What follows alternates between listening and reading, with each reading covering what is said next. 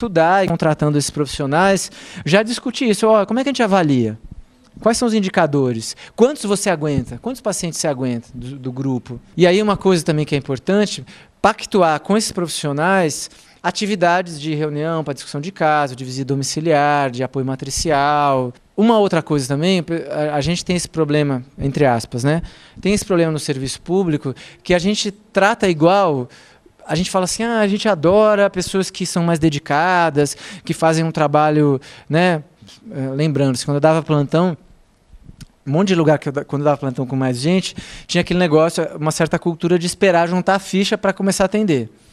E isso sempre me incomodava e eu sempre chegava a ficha e ia lá, atendia, né? Enfim. Qual que é a argumentação dos colegas que fazem isso? Para não acostumar mal as pessoas, porque se você atende rápido, eles ficam vindo por qualquer coisa, né? Vocês pensam que eu estou brincando, isso é sério e tá por aí. Mas assim, se você, como gestor, valoriza quem não faz isso, como que você valoriza?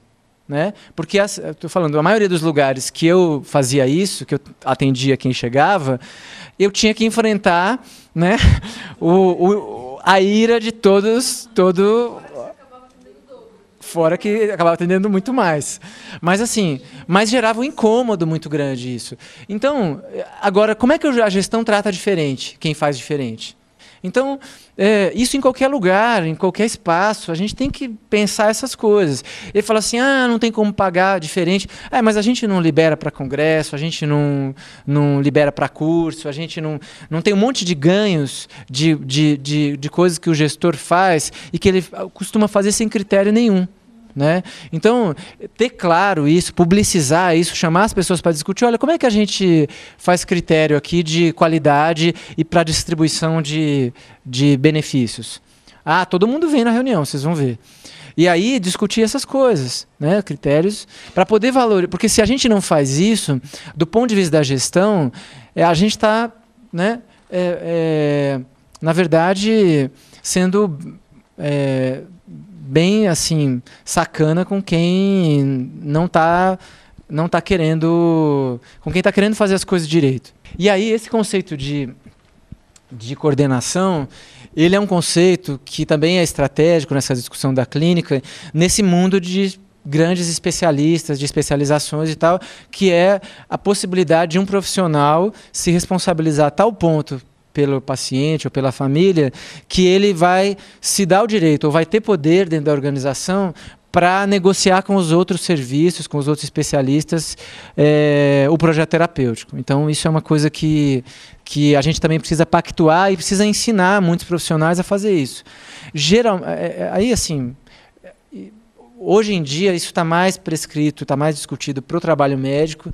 Existem muitos serviços que isso acontece com o médico, com o enfermeiro, mas, assim...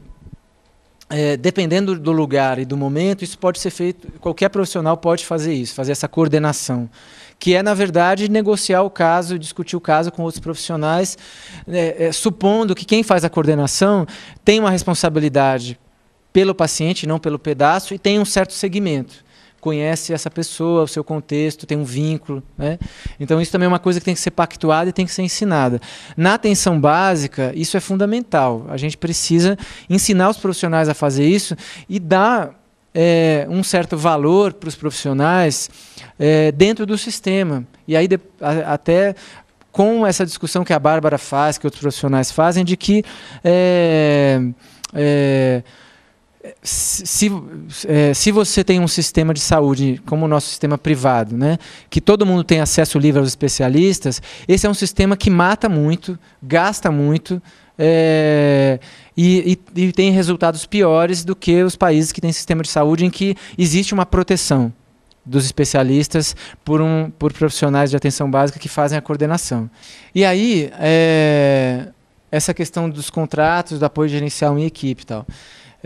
Então, sempre a gente, quando está discutindo, vai pensar a questão da clínica, vai pensar o processo de trabalho, a gente está colocando em análise aquelas 3 missões, aquele objetivo tríplice, né? Os trabalhadores, os usuários e uma certa sustentabilidade, um certo modo de fazer.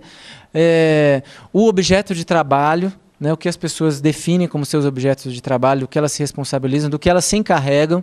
o objeto de investimento, do que elas gostam e do que elas não gostam, poder falar disso, poder colocar isso em análise, e os resultados. Então, assim, mas o que eu queria conversar com vocês era um pouco esse contexto da clínica e da gestão e de como essas coisas se imbricam e como a gente tem instrumentos, tem ferramentas para tensionar a clínica tradicional a partir de uma outra lógica gerencial e de um outro papel para o gestor, né? Às vezes a gente fala, quando a gente fala assim da cogestão e tal, os gestores pensam assim, então ótimo, então, né, acabou meu trabalho, é só lavar as mãos, as pessoas vão lá, vão ter autonomia, as equipes vão ter autonomia e tal. Então, assim, é justamente o contrário, né? O trabalho de gestão, quando a gente leva em conta essa intersecção entre clínica e gestão, ele é um trabalho que é muito difícil, muito sofisticado, porque ele é um trabalho, assim como a clínica, que tem que ser feito com as pessoas. Não dá para fazer da gestão, não dá para investir toda a nossa energia nos espaços e nas ferramentas de controle, que é o que a lógica taylorista, a herança tradicional costuma fazer, que é apostar nas pessoas como adversários, no trabalhador como adversário. E aqui a gente está fazendo uma aposta de que a melhor qualidade de um serviço, a melhor clínica, ela é também a melhor coisa para o trabalhador do ponto de vista da sua realização, da sua vida, enfim.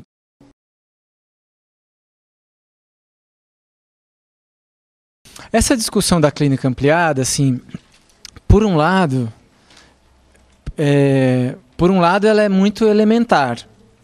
Por outro lado, ela não é tão elementar assim, porque a gente vê que não é tão simples sair das estruturas e das lógicas mais estruturadas que colonizam o trabalho, colonizam a forma da gente lidar com o conhecimento, com os afetos, né? Então, eu acho que no fundo, assim, quando a gente está falando de vários dispositivos da PNH, de uma certa forma a gente está pensando isso, como é que a gente lida com as relações clínicas, seja uma clínica no coletivo, seja uma clínica, entre aspas, individual, né? Tem uma história que eu acho legal de contar, porque eu acho, além de ter uma questão de clínica, tem uma questão que também tem a ver com outro princípio da PNH, que é esse negócio das inclusões. Mas eu acho bem bonita, porque uma vez o Ferreira Goulart, há acho que 2 anos, 2005, escreveu um artigo no jornal comemorando os 100 anos de nascimento da Nise da Silveira. E ele estava contando como é que ele conheceu a Nise da Silveira, que é uma psiquiatra que trabalhou lá no Hospital Psiquiátrico do Rio de Janeiro e que começou a pensar a questionar a forma como se fazia o atendimento ao doente mental e colocar uma série de questionamentos. Até hoje, quem quiser conhecer uma parte desse trabalho, tem um site do Museu do Inconsciente, que tem um monte de obras feitas, obras artísticas feitas pelos pacientes. Mas o interessante é que ela, num determinado instante, descobriu que os cachorros, o vínculo com os cachorros, faziam bem para alguns dos seus pacientes. E descobriu um pouco casualmente, mas aí instituiu isso de uma forma interessante, que trouxe mais vira-lata para os pacientes, né, cada um ter o seu vira-lata e tal. E isso gerou um incômodo muito grande. Aí o Ferreira Goulart, assim, muito delicadamente, fala o seguinte: alguns médicos, porém, consideraram aquilo uma ofensa à psiquiatria e à sua condição de doutores, uma vez que substituiu os métodos científicos de tratamento pelo convívio com os cachorros. Alguns dos cães apareceram mortos, envenenados. Você vê que ele não diz assim que né, teve a delicadeza de não dizer isso. Mas aqui, e aí que ele, fazendo a reportagem, parou de matar os cachorros e tal, né? A publicação serviu para que parassem de matar os animais. O que eu acho que tem de interessante nessa história? É aquele negócio que eu estava comentando, dessa identificação com um certo saber, e como isso sempre está na roda, né? Quando a gente está discutindo clínica, quem sabe o quê, e como é que a gente lida com o saber do outro, e mais do que isso, com essa identificação com uma certa conduta, com o limite, na verdade. Não é nem como lida com a identificação. mas como é que eu aceito o limite do meu conhecimento ou do conhecimento com o qual eu me identifico, né? Então, não, assim, embora nem todo mundo faça isso, mas enfim, a gente já viu lugares que, por questões às vezes também não menos triviais, acontecem situações que às vezes não chega a matar, mas chega a sabotagens, chega a uma série de questões assim. Então, uma questão que a gente vai trabalhar na clínica ampliada é essa questão da identificação mesmo das pessoas com conhecimento e como isso está em jogo para pensar uma outra conduta, né? Essas relações de poder, relações de interesses e esses afetos pelo conhecimento. A outra coisa que é assim, depois acho que a gente vai discutir melhor, não agora, mas essa questão das 3 inclusões, né? É interessante como ela, numa situação que não tinha movimento de luta antimanicomial, não tinha nada, ela foi atrás de fazer a rede dela, né? Foi atrás de explodir o hospital e fazer rede. Ligou, sabia nem quem era, quem podia ser, ligou lá para o jornal e falou com quem podia falar para articular e fazer política. Outra coisa, assim, também para a gente pensar ainda um pouco nessa questão de clínica e política, é essa história de clínica, política e conhecimento, né? Essa história de que a gente separava as crianças das mães nas enfermarias de pediatria, que é uma coisa curiosíssima da história da saúde, né? Dos hospitais, da medicina. Como é que a gente conseguia ter uma ideia dessa e fazer uma coisa dessa, e que forças que nos permitiam fazer isso e que ainda quais dessas forças que ainda estão por aí, né? Então é curioso, dizem os meus professores, não sei quem pegou esse tempo, eu não peguei, mas os meus professores dizem que teve uma resistência grande assim para fazer essa mudança, né? Mesmo tendo estudos que provavam que isso diminui a mortalidade, diminui o tempo de internação. Então é curioso que algumas coisas que a gente faz, algumas práticas, algumas lógicas, algumas condutas clínicas, elas estão tão estruturadas em algumas correlações de forças, em algumas lógicas, que elas resistem até a argumentação mais elementar, né? Então, isso é uma coisa curiosa, porque esse tipo de lógica é clínica, né? Quer dizer, isso define todo um campo de possibilidades de relação terapêutica, define até estatisticamente morte e vida, e era uma coisa que não era questionada. Então, como essas relações de poder entre os profissionais e os usuários, e como o espaço de poder que uma determinada instituição de saúde ocupa na sociedade, como elas são perigosas, né? Como elas são passíveis da gente fazer o que fez, e quais dessas forças ainda podem estar presentes para a gente produzindo esse tipo de lógica. E aí, assim, quando a gente vê a clínica tradicional, uma frase que eu acho que é bem assim, simboliza o enfrentamento, o tipo de enfrentamento que a gente faz e que é dominante quando a gente está discutindo a clínica, no caso aqui é de uma aluna do 5º ano, quando a gente estava discutindo clínica ampliada, e ela estava explicando assim, né, leu o texto, entendeu tudo, e até fez um seminário, tudo, e aí eu perguntei assim, mas e aí? É difícil e tal? Aí ela falou o seguinte: se eu quisesse ouvir as pessoas, eu teria feito psicologia. Ficar sabendo da situação social ou afetiva não adianta nada, porque não vou poder resolver nenhum desses problemas. Além disso, se eu ficar ouvindo muito, eu é que vou precisar de psicólogo. Então, aí, daqueles conceitos que a gente estava trabalhando, aí tem uma definição de objeto de trabalho, né? Quer dizer, então tem um objeto de trabalho reduzido que exclui uma série de aspectos, né? E tem também uma certa leitura do que é um projeto terapêutico, do que é a clínica, que acha que essas outras variáveis elas não fazem diferença. Inclusive na escolha de uma medicação, inclusive na escolha de uma conduta clínica, você saber se a pessoa está deprimida ou não, saber se a pessoa, qual que é o contexto, né? Saber entender o que está acontecendo, faz toda a diferença do mundo. E por último, aquele negócio que a gente estava conversando, como muitas dessas reduções de objeto, elas são uma defesa também.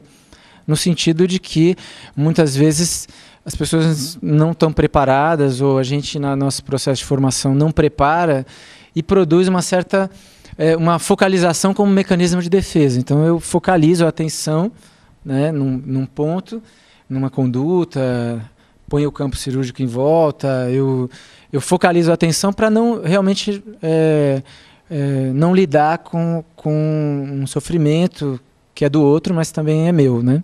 Aí uma outra coisa também que eu acho que é importante, assim, é a possibilidade da gente ver os processos de coprodução, né? Que forças que estão agindo nas nossas condutas, nas nossas práticas, que estão produzindo um certo tipo de verdade, e com que forças a gente está se aliando para fazer essa ou aquela conduta, inclusive de ações coletivas, né? O Ricardo tem um texto que ele comenta dessas práticas que a gente como são parecidas com as práticas religiosas, né? Na medida que precisam do medo, na medida que precisam da impotência do outro para funcionar. E aí eu peguei esse cartaz num posto de saúde lá de Campinas, que a gente trabalha, aliás, um posto super legal, mas apareceu esse cartaz, assim, de repente, no mural. Uso de drogas. Fique esperto que essas são situações de risco para pegar AIDS e doenças sexualmente transmissíveis. Então é interessante porque na construção de uma ação coletiva ou de um cartaz e tal, talvez, né, para a gente fique evidente que tem uma série de preconceitos, uma série de misturas que não necessariamente têm relação, né? Drogas, que drogas, né? Álcool, maconha, que drogas, né, que são riscos para pegar AIDS. Quem tem AIDS, todo mundo tem AIDS, usa droga. Então, na nossa prática clínica mais tradicional, como que essas coisas passam soltas, né? Passam sem a gente perceber que está reproduzindo discursos, está reproduzindo outras formas de fazer que são de outras instituições, sei lá, polícia, igreja, enfim. Próximo. E aí, assim, só contar uma história, sempre uma das coisas que a gente mais tem dificuldade, principalmente quando a gente começa a pensar o atendimento em rede, o atendimento no sistema, é lidar com os profissionais e falar que não dá para cada um só fazer a sua parte, né? E que tem um monte de problemas que acontecem, um monte de situações que acontecem por essa desagregação, por essa fragmentação. Então, só contar duas histórias assim que também exemplificam para a gente poder trabalhar. Uma é de uma criança num ambulatório de imunopediatria da Unicamp, que foi acompanhada desde os 4 anos com AIDS. A mãe tinha AIDS, ela pegou AIDS vertical, transmissão vertical, e ela progressivamente foi desenvolvendo uma dificuldade de tomar medicação.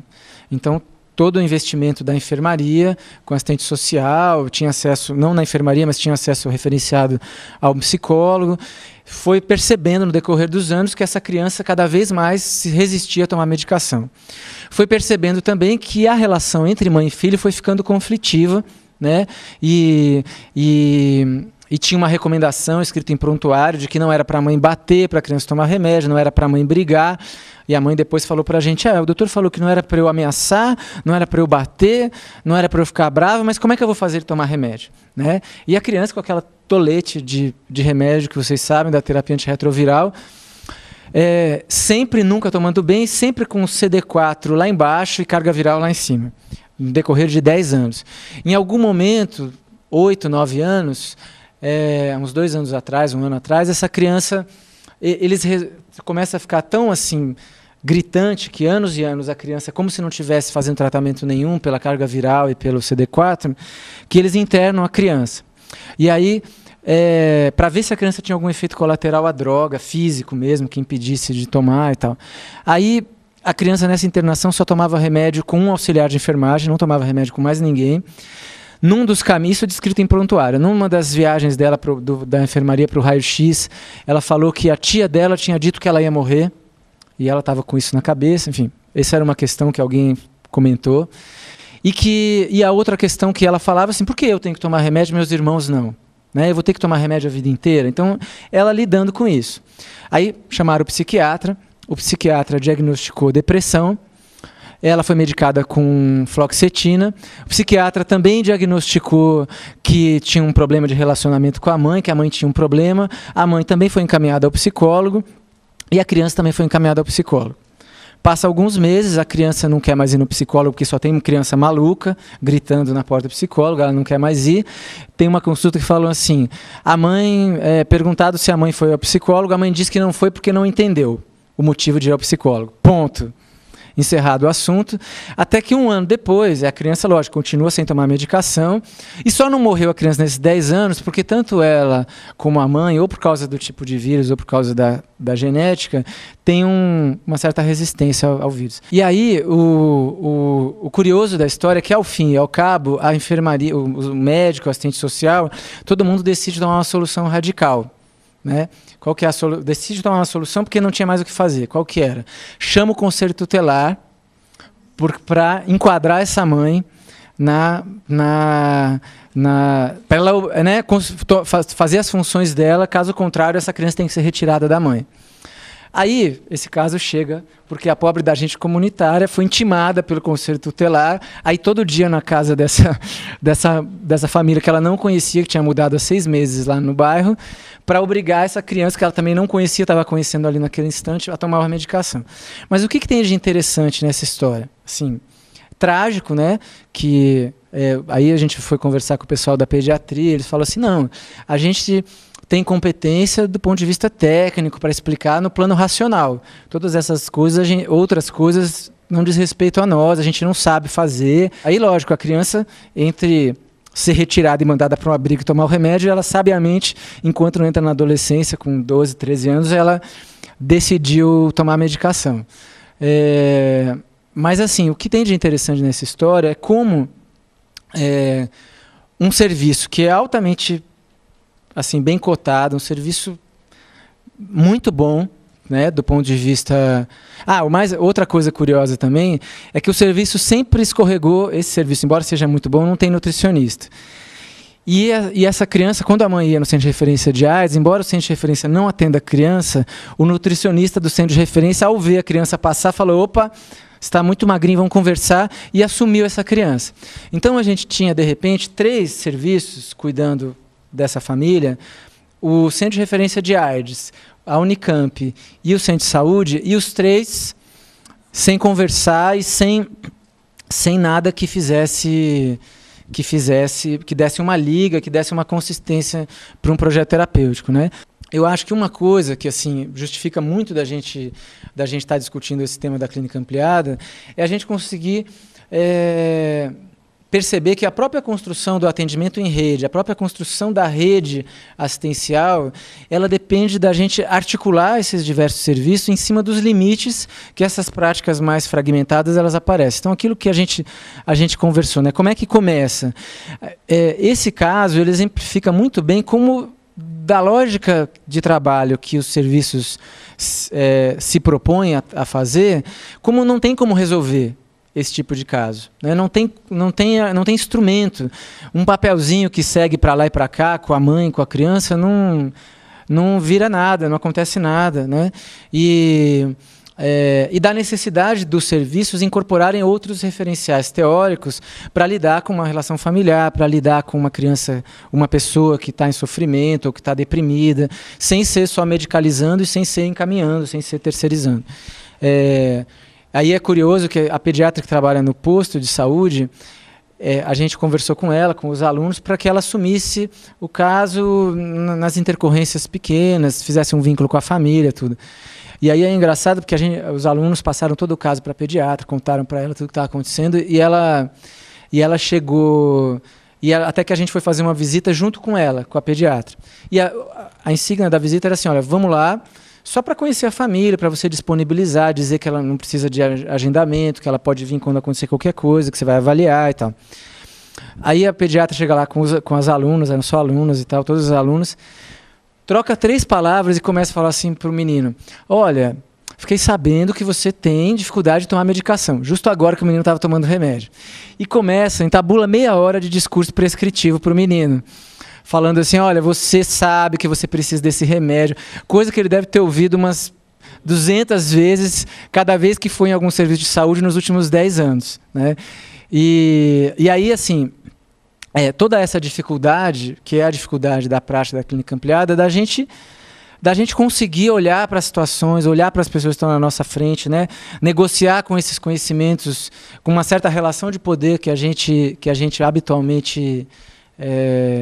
habitualmente exerce nas práticas clínicas, individuais e coletivas, de uma forma diferente.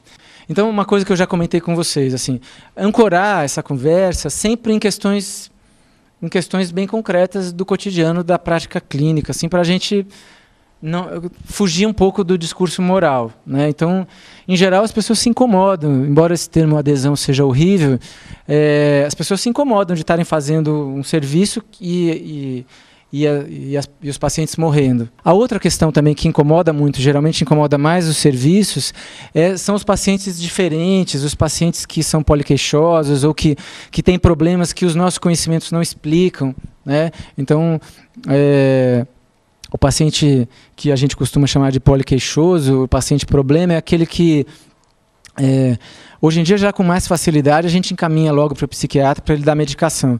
Mas ele tem queixas que a gente não explica. E a dificuldade de reconhecer iatrogenias, né? E aí, esse conceito biológico, social e cultural é um conceito do Illich, que escreveu Nêmesis da Saúde. E ele vai falar, olha, tem a iatrogenia biológica, tem essa social, que é um custo crescente de gasto, sem muito resultado, mas tem uma iatrogenia que a nós assim, interessa conversar um pouco mais, que está misturada com as outras, que é uma iatrogenia cultural, né? Que aí é uma progressiva diminuição da capacidade da população de lidar com problemas que algumas gerações atrás eles conseguiam lidar. Então a gente vai induzindo uma dependência, vai induzindo uma redução de autonomia, né? Vai induzindo uma aposta progressiva na dependência. Essa questão de simplificar problemas complexos, né, por um olhar só, o olhar do gasto cirurgião para a obesidade, né? Tira o problema da obesidade, é um problema de estômago grande, tira o estômago, resolve, né? E aí os indicadores depois começam a mostrar que a pessoa deprime, a pessoa toma o leite condensado. Tudo isso coloniza um pouco a nossa prática clínica. Ninguém consegue fazer clínica hoje sem lidar com essas forças, assim, no cotidiano. As pessoas trazem essas demandas mais ou menos explícitas. Quero fazer uma ressonância porque eu estou com dor de cabeça, eu quero um remédio novo que saiu, que eu vi no Fantástico.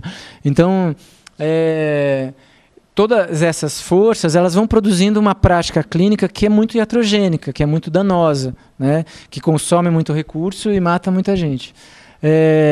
Uma certa lógica que tem a ver com essa tecnologização da vida toda, de que qualquer bicho você tem que esterilizar, né? Então esse consumo de antibióticos, né, você toma a natureza como alguma coisa que é inegociável. Você tem que estar sempre morando no aparelho de ressonância todo mês, fazer uma ressonância, e qualquer bicho você tem que tomar antibiótico, e não importa se é viral, se não é, e não importa também que forças que fizeram com que você estivesse predisposto a pegar uma gripe, a pegar uma infecção. Aí tem uma coisa que os ingleses discutem um pouco, que é invenção e tratamento de não doenças, né?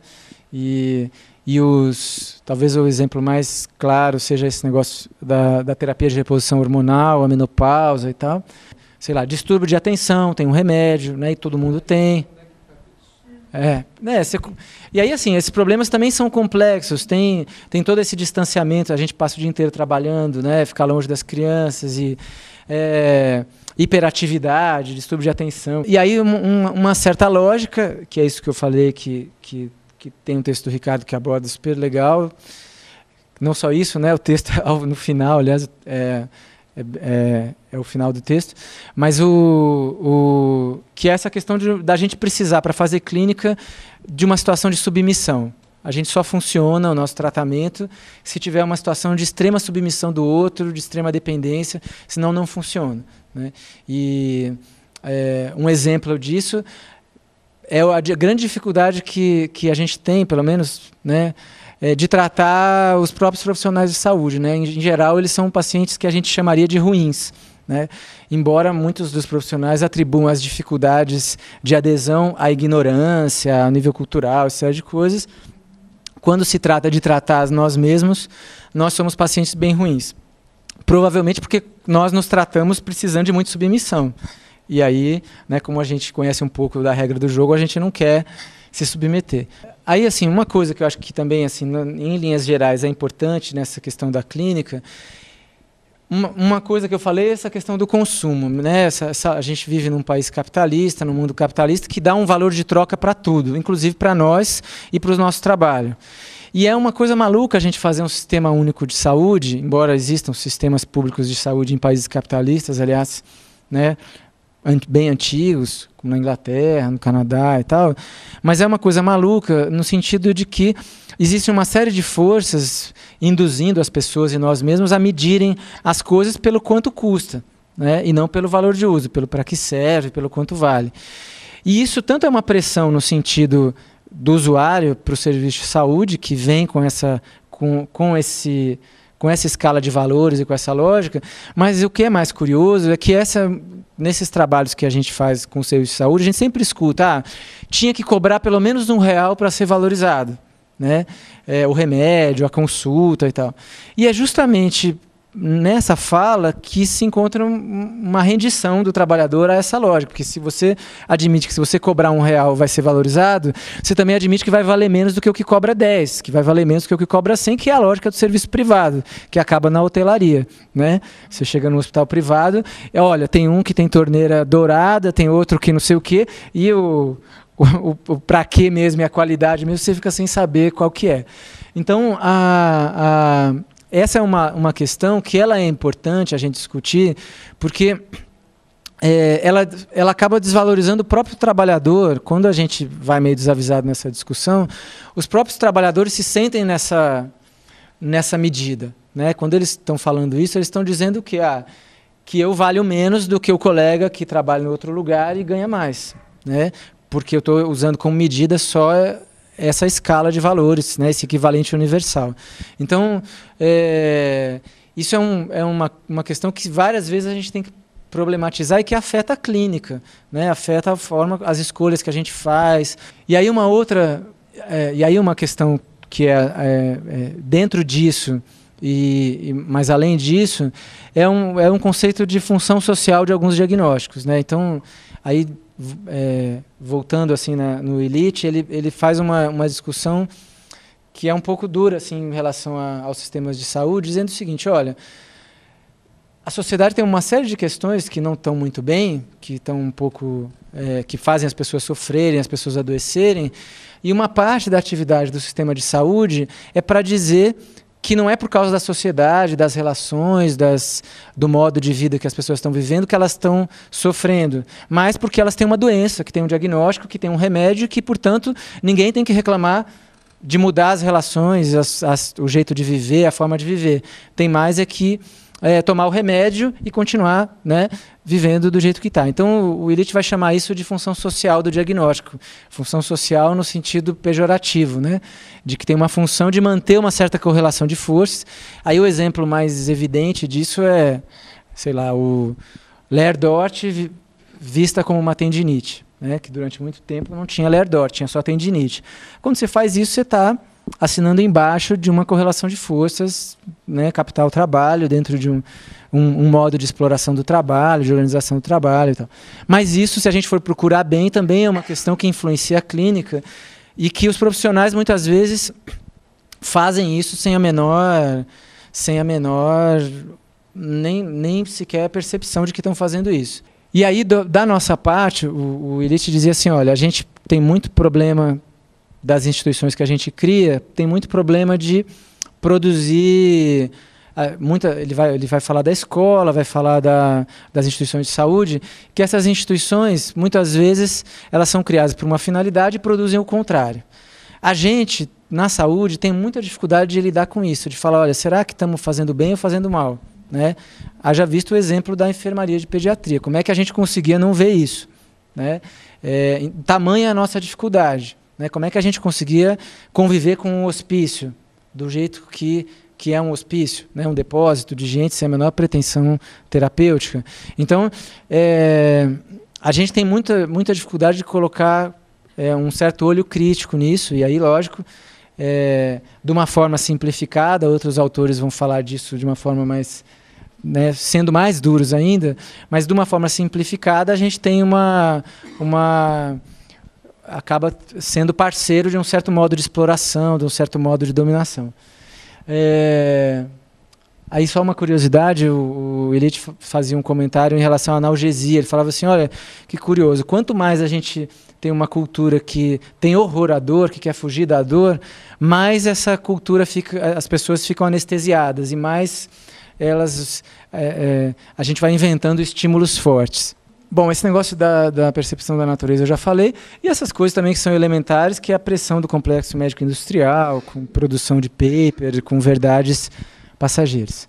Então, quando a gente fala dessa questão do sujeito coproduzido, a gente está usando um conceito que eu já vou comentar do Gastão, que é um jeito da gente dialogar com vários recortes bastante hegemônicos sobre a vida e sobre o sujeito e tal. Mas, assim, de qualquer forma, pensando o sujeito em permanente mudança, aberto a várias influências, a várias forças, não só, né, orgânicas e o olhar da biomedicina, e um certo compromisso com a autonomia, né, com a potência de vida, com o desvio, no sentido, né, que o Eduardo e a Regina utilizam num texto que vocês provavelmente vão ter acesso, que é Clínica e Biopolítica. Mas um compromisso, esse compromisso com o desvio até tem, na cartilha de clínica tem umas histórias que são bem didáticas, assim, que eu gosto muito, que é uma história do Tom Jobim. Vocês já ouviram? Vocês já viram a cartilha ou não? Tem a história do Tom Jobim quando perguntaram para ele por que ele virou músico, né? E aí ele falava assim, não, eu virei músico porque eu tinha asma. E aí o Roberto Dávila falou assim, não, mas o que tem a ver? Ele falou, não, é que eu não gostava muito de estudar piano era meio chato, eu preferia sair, namorar, ficar na balada e tal. Então, se eu não tivesse asma, como eu tinha asma, eu saía, ficava muito doente. Se eu não tivesse asma, eu não teria virado músico. Mas isso é um desvio, né? O cara pegou um limite, uma situação de vida e fez uma outra coisa. Quando a gente chama isso para a clínica ampliada, a gente está dizendo o seguinte, primeira coisa, não atrapalhar, né? Quem faz isso, você não atrapalhar colocando a doença acima das outras coisas que estão acontecendo na vida. Mas tem gente que precisa de ajuda, né? No sentido de se reinventar, apesar dos limites das coisas. E a gente, muitas vezes, não só não faz isso, como investe para que o centro da vida da pessoa seja a doença. Ela só fale naquilo, só pense naquilo, né? Então, a gente, muitas vezes, nos encontros com os pacientes, principalmente paciente crônico, a primeira coisa que a gente pergunta para eles é se ele nos obedeceu, né? Tudo bem, tomou o remédio, comeu, fez a dieta. Quer dizer, esse tipo de lógica, coloca isso anos a fio, produz uma pessoa. Se ele não for um paciente, se ele for saudável, ele vai tratando de te desconsiderar e fazendo o que ele acha que tem que fazer. Se ele for mais sensível, ele vai virar um hipocondríaco e o centro da vida dele vai virar a doença, que é o que acontece frequentemente. Aí depois a gente não sabe quem que fez aquele povo que só pensa em doença, que não sai do centro de saúde, do hospital e tal.